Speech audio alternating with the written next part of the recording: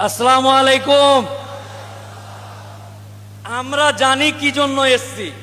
শ্যামল বাবু বা আমার অমুসলিম ভাইরা জানে না যে আমরা এসছি কি জন্য। ওরা ভাবছে মোদি যেটা করেছে ওইটা ভালো করেছে। আপনাকে ক্লিয়ার করে দিই শ্যামল বাবু, দীপঙ্কর বাবু, আপনাকে ক্লিয়ার করে দিই, মুসলিম সম্প্রদায়ের মানুষ আপনার লগ্ন দেখে, ডেট দেখে, সিঁদুর পরিয়ে যে মেয়েটাকে বিয়ে করেছেন, আমরা ওই বউটাকে কেড়ে নেওয়ার আন্দোলন করছি না। আমি যাকে মোহর দিয়ে, মৌলভী সাহেব দিয়ে বিয়ে করেছি, এই সরকার বলছে উকিল সাহেব আপনার বউকে আমার ভালো লেগেছে, আই লাভ ইউ, আপনার বউ হামকো দে দো। ঠিক তেমনি আমার বাপের, আমার পূর্বপুরুষের দেওয়া জমিতে ওয়াকফ সম্পত্তিকে বলছে এই জমিগুলো আমাদেরকে দে। একটা উদাহরণ বলি, এই নতুন আইনে কি আনতে চাইছে, একটা 10,000 গ্রামের মুসলমান, 10 বিঘা কবরস্থান আছে, 10,000 মুসলমান, এদের যেটা বক্তব্য 10,000 মানুষ বছরে ওই গ্রামের মানুষ মরে, 10টা বা 15টা, 10 বিঘা কবরস্থান রাখার কি দরকার আছে?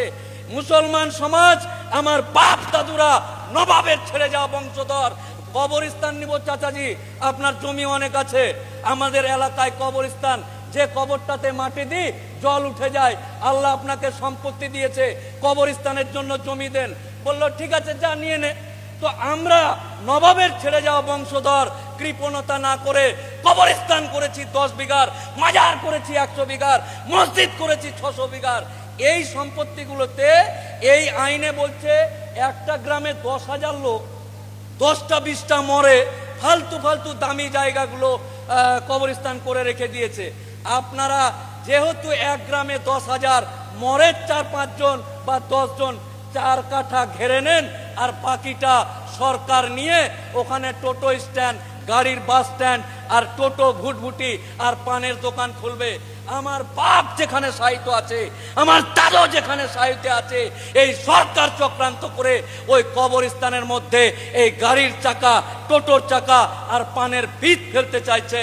সাবধান, আজকেই দ্বন্দ্ব ভুলে ওয়াকফ সম্পত্তি, এটা আমার বাপ দাদের মাথার ঘাম পায়ে ফেলে, যেমন আমরা কারো বউয়ের দিকে নয়, আমরা নিজের স্ত্রীকে বাঁচানোর জন্য, নিজের সম্পত্তি বাঁচানোর জন্য এই আন্দোলন করছি। আমার অমুসলিম ভাই সহ ভারতবর্ষের সমস্ত জনসাধারণ, তারা যেন আমাদেরকে ভুল না বুঝে। আজকে মসজিদ ডিএমকে পাওয়ার দিচ্ছে, ডিএম যেতে যেতে যদি মনে করে এই টিপু সুলতান মসজিদটা খুব সুন্দর, এখানে তো মেট্রো হয়ে গেছে, ये মসজিদ হামকো দে দো, গব্বর সিং এর মতন ডায়লগ।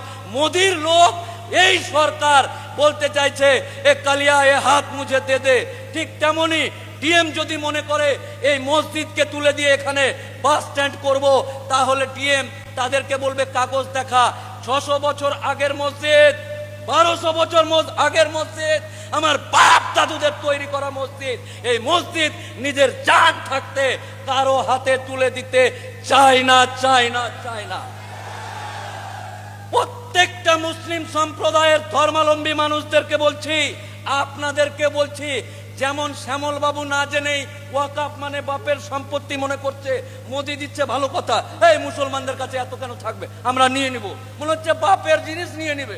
ঠিক তেমনি আপনাদেরকে আমি মোফাক্কেরুল ইসলাম অনুরোধ করে বলছি, আপনারাও গিয়ে ওয়াকফ কি মসজিদের জমি, ওয়াকফ কি কবরস্থান, আরে ওয়াকফের জন্য একটা আদালত আছে, কোর্ট আছে, উকিল আছে, নির্দিষ্ট পদ্ধতিতে ওয়াকফ আইন চলে। আজকে স্বাধীনতার পর আমার বাপ রক্ত দিয়েছে, আমার দাদু রক্ত দিয়েছে, এই দেশ, এই পতাকাকে বুকে নিয়ে আমরা 70-74 বছর ধরে এই দেশে বাস করছি। হঠাৎ করে একটা সরকার এসে বলছে আমরা তোর বাপের কবরটা নিয়ে নেব, জিসিবি দিয়ে খুঁড়ে আমার বাপের কবরকে শিকল দিয়ে আমার সামনে টেনে নিয়ে যেতে চাইছে। জিসিবি, কবরস্থান, বাপের কবর, যেই বাপের ঔরসে, যে বাপের জলে তৈরি হয়েছি, আমার বাপের কবর আমার সামনে জিসিপি দিয়ে খুঁড়ে চেন দিয়ে টানতে টানতে নিয়ে যাচ্ছে। তাই ব্রাদার ইসলাম, এই মহা সমাবেশে আপনাদেরকে একটাই কথা বলছি, আপনারা নিজেই আগে জানুন ওয়াকাফ কি, কেন, কার, কিভাবে এসছে আর কি করতে চাইছে। কারণ আমার চাচতো ভাইকে জিজ্ঞাসা করছে শ্যামল বাবুর ছেলে দীপঙ্কর, কলকাতায় কি হয়েছিল রে, ওয়াকাফ ওয়াকাফ ওয়াকাফ। হ্যাঁ, আমিও জানি না, তাহলে নিজেও জানে না, ওও জানে না, ভুল বার্তা যাবে। তাই আমরা আগে জানবো ওয়াকাফ কি জিনিস। আগামী দিন যে কোনো রাজনৈতিক দ্বন্দ্ব ভুলে গিয়ে তৃণমূল করা মুসলমান, কংগ্রেস করা মুসলমান, আইএসএফ করা মুসলমান, পয়সার লোভে বিজেপি করা মুসলমান, সবাইকে রাজনৈতিক চাদর খুলে দিয়ে ওয়াকাফের কথা হবে। তৃণমূল থাক, কংগ্রেস থাক, সিপিএম থাক, আইএসএফ থাক, চল বাপের কবর বাঁচাতে হবে। নারায়ে তাকবীর, নারায়ে তাকবীর। আপনারা সকলেই আগামী দিন রাজনৈতিক দ্বন্দ্ব হবে কিসের জন্য? আমার এলাকার রাস্তা হয়নি, স্কুল নাই, এগুলো যেখানে কোরআনের কথা হবে, আল্লাহর কথা হবে, জাত, কম, ধর্ম, ভাই, মুসলমানের কথা হবে। কোন রাজনৈতিক দ্বন্দ্ব ভুলে গিয়ে আমার যে সমস্ত দায়িত্বশীল ব্যক্তিরা আছে, যেখানে ডাকবে আপনারা উপস্থিত হবেন ইনশাআল্লাহ। কোনো কাহিনী চলবে না, কোনো কাহিনী চলবে না, এক কথায় লাভবাহিক বলে উপস্থিত হতে হবে। সবাইকে আমার ভালোবাসা শুভেচ্ছা জানিয়ে মহান আল্লাহ তাআলা এই মানুষদের উপর, এই মুসলিম সমাজের উপর যেন আমাদের ভুলের কারণে রহমত না উঠে নেয়, মহান আল্লাহর দরবারে এই আরজি রেখে প্রত্যেকের সুস্বাস্থ্য কামনা করে আমি আমার বক্তব্য শেষ করছি। আসসালামু আলাইকুম। আসসালামু আলাইকুম। আমরা জানি কি জন্য এসছি, শ্যামল বাবু বা আমার অমুসলিম ভাইরা জানে না যে আমরা এসছি কি জন্য। ওরা ভাবছে মোদি যেটা করেছে ওইটা ভালো করেছে।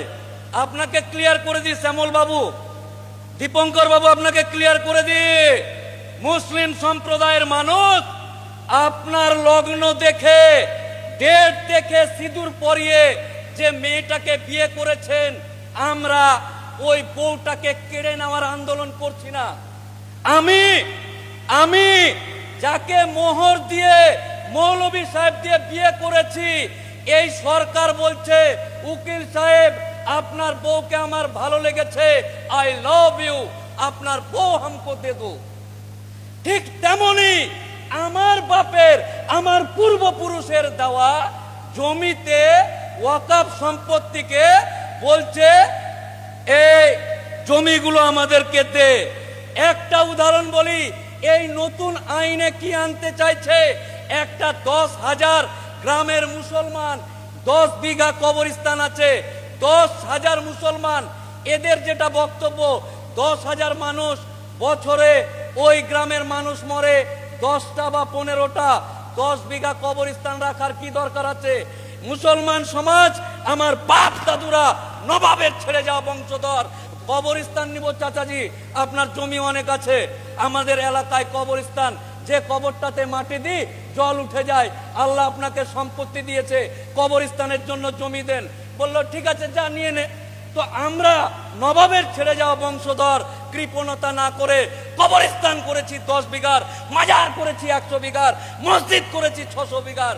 এই সম্পত্তিগুলোতে এই আইনে বলছে একটা গ্রামে 10,000 লোক, 10টা 20টা মরে, ফালতু ফালতু দামি জায়গাগুলো কবরস্থান করে রেখে দিয়েছে। আপনারা যেহেতু এক গ্রামে 10,000 মরে 4-5 জন বা 10 জন, 4 কাঠা ঘেরে নেন, আর বাকিটা সরকার নিয়ে ওখানে টোটো স্ট্যান্ড, গাড়ির বাস স্ট্যান্ড আর টোটো ভুটভুটি আর পানের দোকান খুলবে। আমার বাপ যেখানে সাহিত্য আছে, আমার দাদু যেখানে সাহিত্যে আছে, এই সরকার চক্রান্ত করে ওই কবরস্থানের মধ্যে এই গাড়ির চাকা, টোটোর চাকা আর পানের ভিত ফেলতে চাইছে। সাবধান, আজকেই দ্বন্দ্ব ভুলে ওয়াকাফ সম্পত্তি, এটা আমার বাপ দাদের মাথার ঘাম পায়ে ফেলে, যেমন আমরা কারো বইয়ের দিকে নয়, আমরা নিজের স্ত্রীকে বাঁচানোর জন্য, নিজের সম্পত্তি বাঁচানোর জন্য এই আন্দোলন করছি। আমার অমুসলিম ভাই সহ ভারতবর্ষের সমস্ত জনসাধারণ, তারা যেন আমাদেরকে ভুল না বুঝে। আজকে আজকে মসজিদ ডিএম কে পাওয়ার দিচ্ছে, ডিএম যেতে যেতে যদি মনে করে এই টিপু সুলতান মসজিদটা খুব সুন্দর, এখানে তো মেট্রো হয়ে গেছে, ये মসজিদ হামকো দে দো, গব্বর সিং এর মতন ডায়লগ। মোদির লোক এই সরকার বলতে চাইছে এ কালিয়া এ হাত মুঝে দে দে। ঠিক তেমনি ডিএম যদি মনে করে এই মসজিদকে তুলে দিয়ে এখানে বাস স্ট্যান্ড করব, তাহলে ডিএম তাদেরকে বলবে কাগজ দেখা।